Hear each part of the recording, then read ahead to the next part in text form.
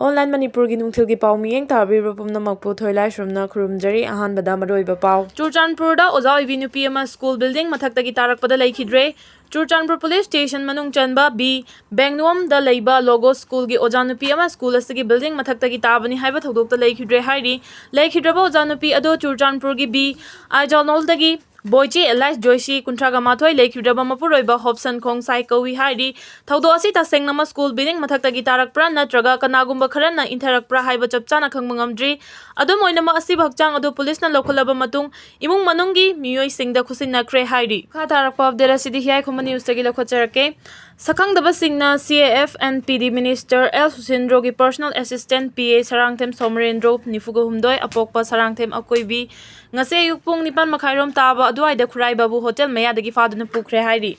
India government gi Ministry of Home Affairs ki wafam yabangam loi handokadabani UCM illegal migrants sing maroina kuki narco business sing namna khundari mafam sing matam khara fencing khakiroi haina phongdokliba center ki karamba agenda no wafam asi yabangam loi haina UCM ki president YK Diren na phongdokre ngasi lamfel fat leiba UCM gi office ta pangthopa pawgi mifam ma da wafam asi phongdoladuna mahangna makhata na hai Modi government 3.0 gi numit chamani farak pasi ge mari leinana Union Home Minister na pikhiba statement da Manipur da hojik tholiba conflict asigi horak famdi illegal immigrant narco business tawsing asina maram oiraga sigumba conflict asi ohelakpani haina media gi khuthang da phongdokhiba laikre aduguma phongdokpa leiraba amadi hojik tholiba conflict asi illegal migrant mayam asi laglaga drug mafia narco business tawriba narco terroristing asina Manipur da changsilakpadagi conflict asigi horakfam maram amani haina phongdokpa leiraga kuki narco terroristing na sangfam oi haina khangnariba mafam sing asi matam kharagi oina border fencing khaba lepkhigani haina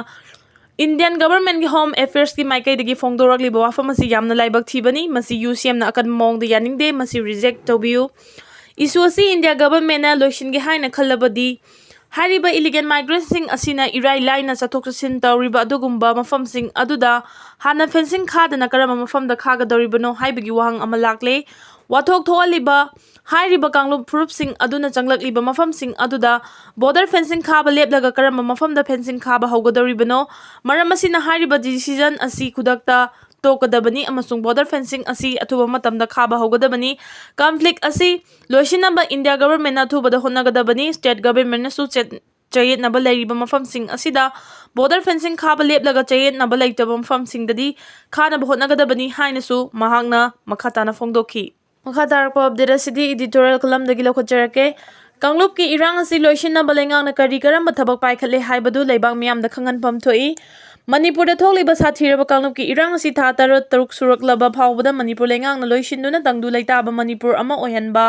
haibadu ngasi phawba ngamdana leire amaramda barat lengang na su Manipur da tholiba sathiraba kanglup ki irang asi karishu leitana khanbagum ngasi phawba irang asi loishinaba paikhatfam thokpa thabak amatasu paikhatpa ngamdana leire barat lengang na thausadriba asigi matang da su Manipur ki chief minister amadi MLA sing na prime minister Narendra Modi ki mafamda karigumba wahi ama phawba haijaba ngamdana leire maduna Manipur lengang asi adoki matik pangdaba maraibak miyam bunuksidaba center gi khuya khada tutharaga yamna tonna lengak sasan tawbaga chamanare haibada haimanba thokloi haina khali leibang miyam na kanglup ki irang asina maram oiraga supam nongpham khangdana kangawna na leiringai cherak asida lengak asina irang asi loishinaba thabak paikhali haiba adu leibak miyam da taseng na khangan pamtoi loinana mana tathiraba Bharat ki prime minister amadi union home minister na chingbaga hakthengna unaduna Manipur da thokliba kanglup ki irang asi loishinaba hona driba karigino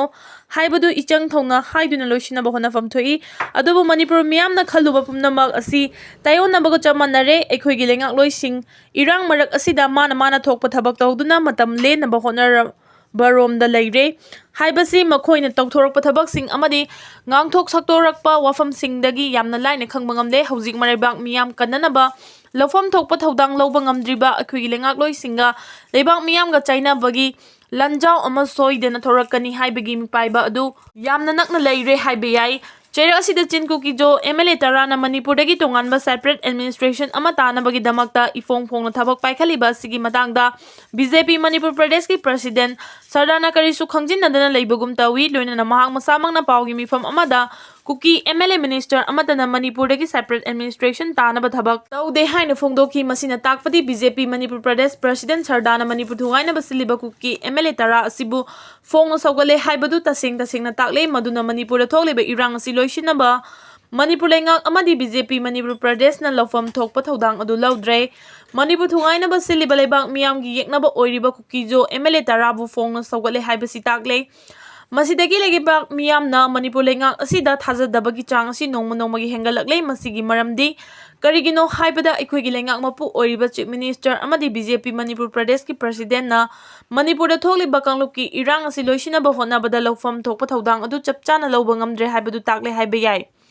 Hauzik oiriba Manipur ki tangdu laitadaba fibam asidadi Manipur da athuba matamda santi puraknabagi damakta lawfam thokpa thodang sing lawduna hotnari haibadu lebak miyamda macha khaina tarang na khangan bangamgadabani masigi ona tainabada Manipur da thogliba lan asi Kuki ga maitai ga soknaba lan nate narondagi Myanmar dagi amadi Bangladesh dagi haijilakpa singna Bharat landarakpani maramaduna Bharat lengakna lan asi soidna thengnagani haibaromda Chief Minister N Biren lebak miyamda ichang thongna phongdoktuna leire aduga Bharat lengakta landarakpani haiba khangna Kukan pangalba Bharat lengak su lana si thengnana ba paikhatpam thokpa thabak amata paikhatana leire Chief Minister na su Manipur gi thogliba lana si loisinabagi thodang si Bharat lengak kini haiduna thausadana leire aduga Bharat lengak na su lana si loisinaba honafam thokpa adu hotnadre maram aduna hauji Bharat lengak amasung Manipur lengak na Manipur thogliba kanglupki irang asi loisinaba kari garama thabak thoram sing lokhatli haibadu Manipur lengak na Manipur miyamda tasengna khanganpham thoi